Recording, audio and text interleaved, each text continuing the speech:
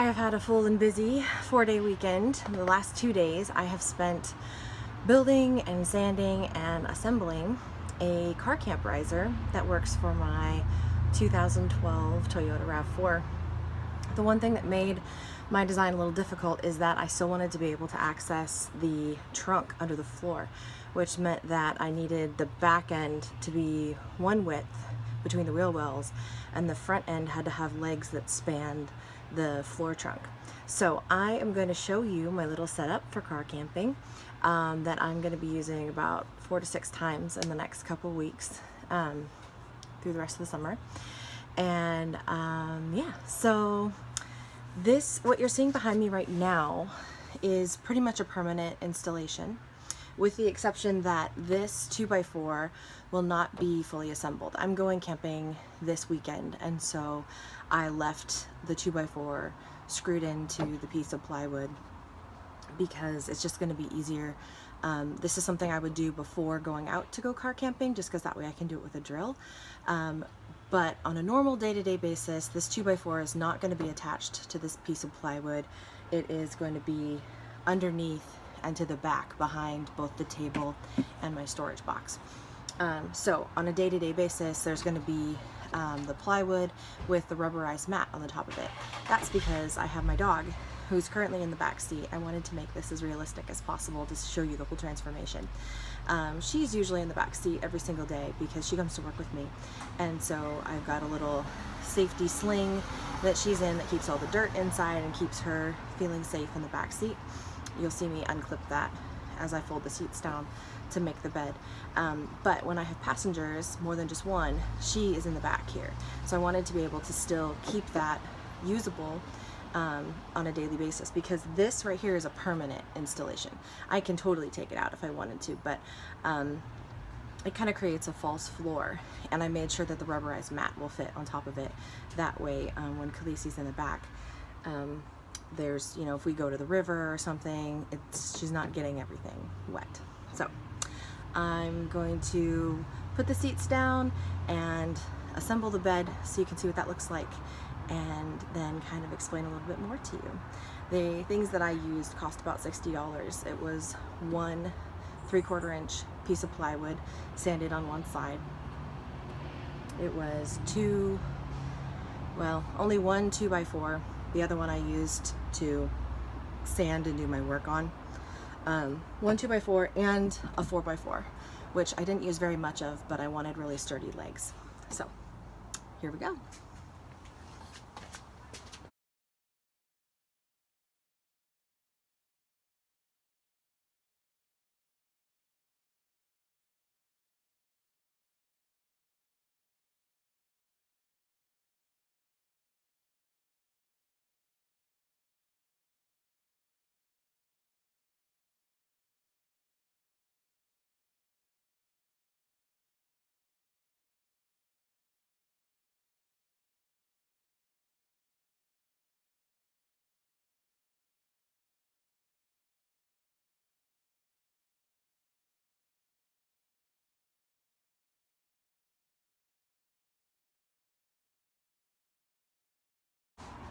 Now I've created the flap space I need to be able to flip this over and create a flat plane.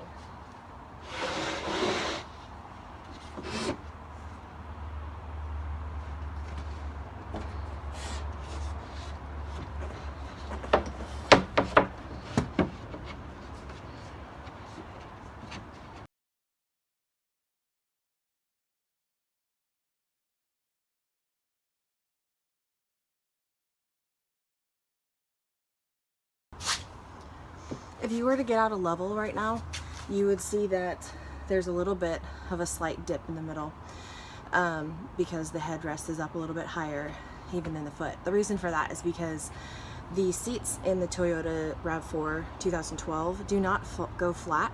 In fact, they have quite a bit of give to them. So there's about a 6-inch difference between the depth at the back of the vehicle and the depth at the top of the seats once they're folded down.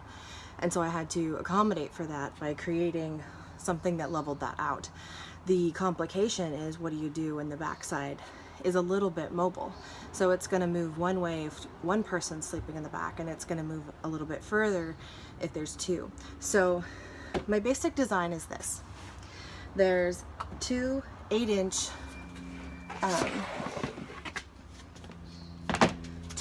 feet at the back made out of 4x4s. And there is a piece of 2x4 cut at 52.5 inches that go across the top and are screwed down to create a really strong base. The same design is in between the wheel wells. There's a 6-inch piece of 4x4 as each foot, and then there's a 2x4 that goes across. The width of the plywood is 42 3/4 inches. That's really important because the wheel wells themselves are 43 inches. The piece of plywood that I used for the back is actually just the other part of this. So if you cut a 2x4 at 52.5 inches, the other piece is what fits exactly between the wheel wells. So it's a little bit wider than this because I didn't want to hear knocking as I was driving. I wanted it to be nice and tight, but at the same time I didn't want my plywood to be really tight along the wheel wells and scratch them up. So we've got the front 52.5, the back, which is the other part of the 2x4, and then I took a sheet of plywood and cut it 42 3/4. This back piece is 29 inches. The reason for that is because I wanted there to be overlap. So if the 2x4 takes up this much space, this piece of plywood covers about maybe 1.5 inches, not much more than that. Just enough to get a really good drill in to make this stable. Because see, this part right here, this is permanent, this doesn't move. I can totally take it out with just a few screws being removed, but I want it in here on a daily basis. The back piece, however, is the part that moves. And the complicated thing is I wanted to be able to flip it over and store it on top of here. So the back piece is the width of from here all the way through to the back end of the leg, but this front piece is a little bit smaller, so that way I could create a good solid lip for that piece. The back piece is not currently screwed in. I will see this weekend if I need to adapt that, but I don't believe I will. I laid on it and kind of wiggled back and forth, and the only way it's going to move is this way, and I'll tell you why. That piece, remember, had a piece of 2x4 that's been screwed along the back end. Let me just show you. Has a piece of 2x4 that's been screwed onto the back end, and let me show you where I placed it and why. So I placed it right inside the little lip here of the seat. So that way it's not going to slide any farther forward because it just kind of tucks in right there. So if there's going to be any movement, it's going to be from side to side, which it really doesn't have any space to go because of the wheel wells.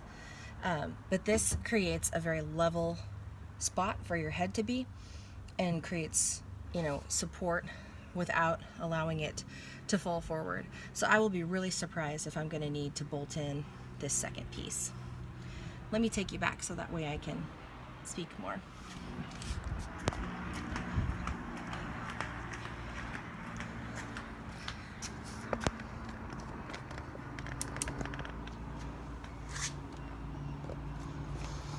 So I don't know if you've been doing the math so far, but what this basically creates is 60 full inches of plywood, 3/4 inch, that's going to hold two people's bodies with no problem. I'm 5'6", and so I slide both of those seats forward just a little bit, and I barely touch the door in the night. I believe the reason I was touching the door at all was because of the slant, and I was actually sliding towards it all night long. So I will know after this weekend whether or not that's true. So what do I do now that I have a platform? How do I have a full bed in here?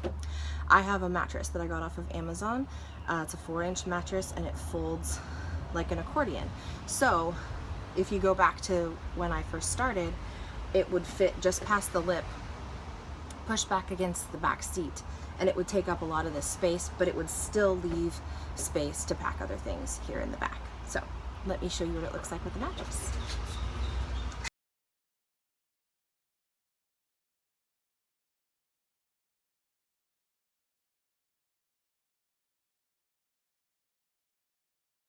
As you can see, the mattress is the perfect width.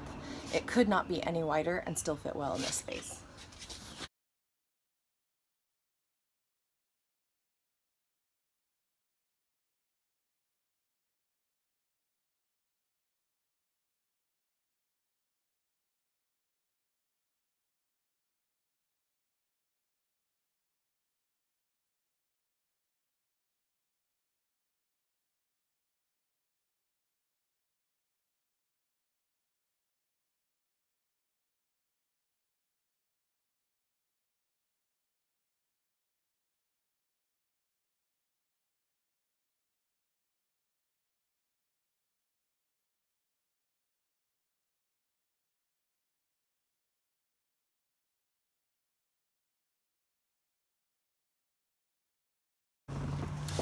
The beauty of having the bed at this height is that I don't have to squish it down around the wheel wells. I was using the same mattress for camping at a base level and just propping up my feet to try to make it level. And you had to do a lot of squishing around the wheel wells. So this fits perfectly right up over the wheel wells, so you're not gonna feel like a taco. I just basically, it's a full size mattress, so I use my full sheets and my duvet cover. And there's room for 2 adults to be in here and fit perfectly. The dog always sleeps up there in the front seat. With the distance that I have it pushed forward, I can still fit my little cooler in the front. I have like a half cooler from Coleman. It fits right in the front, creates an even fuller flat space for her, so she just curls up and sleeps there. I have a really good dog. My previous dogs would have bolted out that open door already. So she sleeps up in the front, we sleep back here. There's room under that back panel, in between the panel and the seats, to kind of keep a few toiletries or to put your shoes for when you're getting in and out. The other features that I've added is some rain guards on the outside of these back passenger doors, because when you're sleeping 2 people and a dog in a vehicle, you need lots of ventilation. And so this will allow me to have the windows down pretty far without getting water on the inside. I'm still able to fully access the trunk, which is down under here. This is a 4-foot table that I can use for camping. This is a storage container. Currently has all of Khaleesi's stuff in it. When you have a dog that comes to work with you, you have to have everything from shampoo to you have to have everything because she has to smell nice when she gets to the office. So if we go play first and something happens, you know.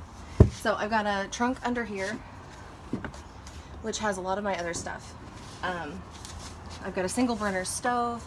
I made an awning out the back, so that way if it does rain, we can still have this back hatch open. My hatch opens to the side. Currently that's what the phone is attached to. So it provides a great wind barrier, which is awesome, and helps kind of create the space with the awning over the top. So you can cook out here, 2 people can sit out here in the shade. So what I love about car camping is that it doesn't have to be great weather to go. There's so many beautiful places in the Pacific Northwest that are just as beautiful even without the sun. So you don't need to have all the setup and tear down of tent camping.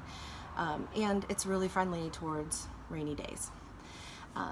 So yeah, I have my awning down here, I have 2 chairs, I have a single burner stove, a variety of other things. I have a air pump to blow up inner tubes and things like that. So this is my car camping setup. Really easy to set up and tear down, and so I'm going to tear this down for you really quickly so you can see what it looks like all put away and set up and ready to go, so you can see how much room there still is to pack stuff.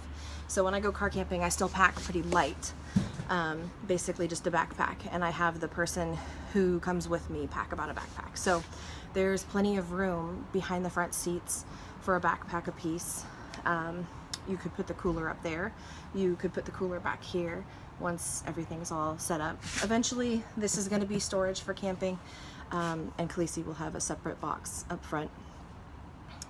But yeah, I'll show you how it tears down real quick.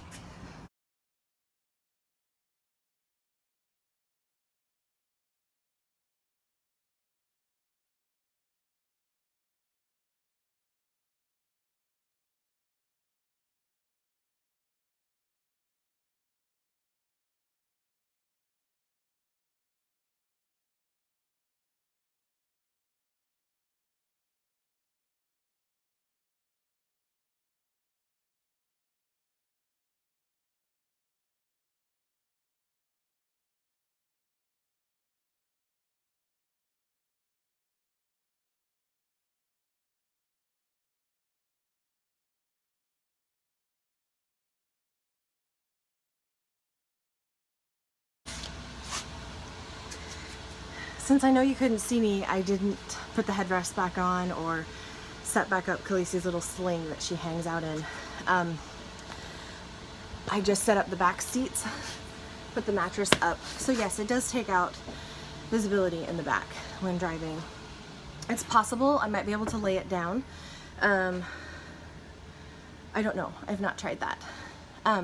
But there's room enough for my cooler in here. There's room enough for like a 10-inch cooler, and the backpacks, everything could go in the back. And then when the bed's laid out, everything fits up in the front seat as well. So the backpacks would be on the floor behind the two seats when the seats fold down, and then anything else would just go in the driver's side. So this is my setup. Sorry the video is a little bit long.